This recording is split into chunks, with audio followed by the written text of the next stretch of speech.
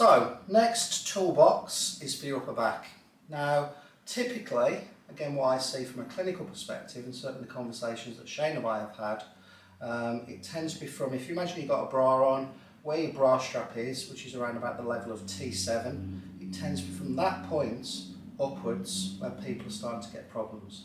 Now, some of this arises from the fact that when you're deadlifting, you deadlift with a slightly curved back. And this isn't me about to bash you about your deadlift position and making sure you set your spine up in neutral, because there's actually some evidence coming out that suggests now if you deadlift with a slightly rounded back, and that's the upper part of your back as opposed to the lower part of your back, you'll actually find it helps dissipate the force across the whole spine, as opposed to those people who've been taught to flatten the back, create that neutral position of the pelvis, and that tends to focus all the force on the L5-S1 joint. Now, the L5-S1 is typically where people get lots of disc injuries, so if you're going to damage your back, that's the place where it tends to be damaged.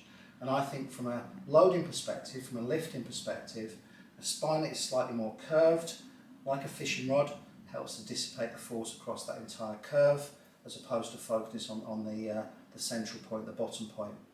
Now, from the bra strap up, things that we tend to struggle with here are a lack of extension.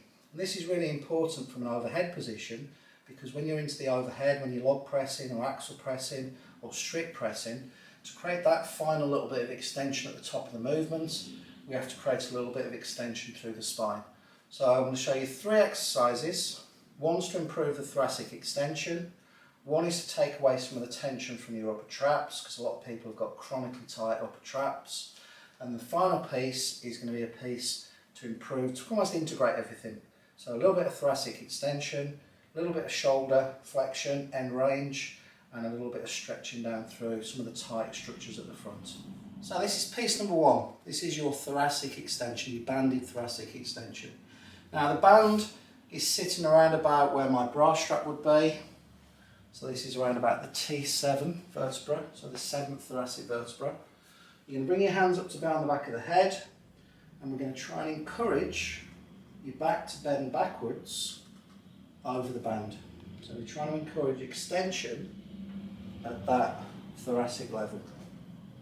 Now you can do this up and down your spine. I wouldn't do it in the lumbar spine, but certainly through the thoracic spine. If there's a bit above or below your bra strap region that feels particularly stiff, slide the band up or down, find the bit that you need to go kind of just underneath the bit that feels stiff, and then employ the same protocols.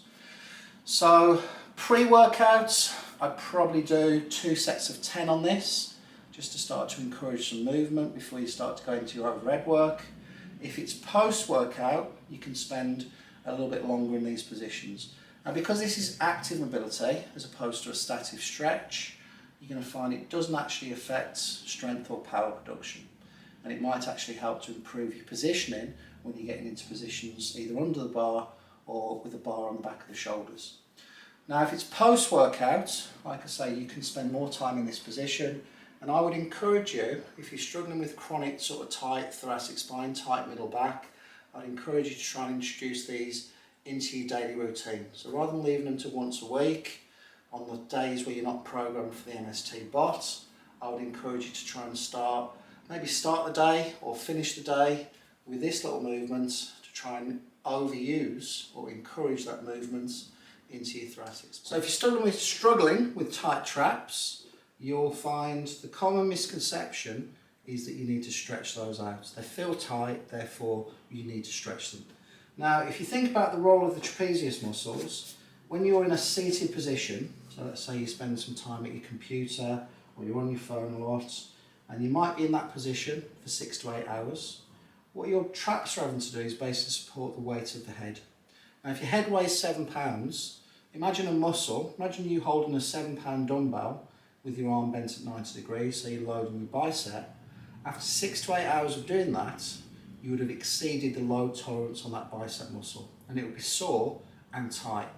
That's essentially what we're doing with the trapezius muscles. So that trapezius muscle is chronically holding your head, trying to pull it back into the upright position for 6 to 8 hours a day. I don't think it's tight because it's tight. I think it's tight because it's actually exceeded that load tolerance, and that's a sign of weakness. So this little movement, instead of stretching, try strengthening. So this is your trap shrug, overhead trap shrug. So arms above the head, and it's literally shrug the shoulders up and down for a total of 2 sets of 10 reps. Contract at the top, hard squeeze, and then relax down.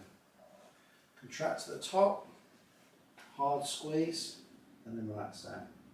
So 2 out of 10 on that. Recheck your range of movement in your neck, and you should find that's helped to alleviate the tension that you're feeling in your traps. So final piece for the middle of your back, your thoracic spine, is it's a combination of shoulder mobility, thoracic spine mobility, and a little bit of work into your lats to try and loosen those off. So hands above on the wall at about the same height as your shoulders, and then we're going to drop down and try and drop our body as close to the floor as we can. So we're dropping down between the arms, pushing forwards into the hands so your arms don't slip down, and then pushing your back, your bum, out behind you. Head and neck staying in line, spine is organised so your rib cage is down.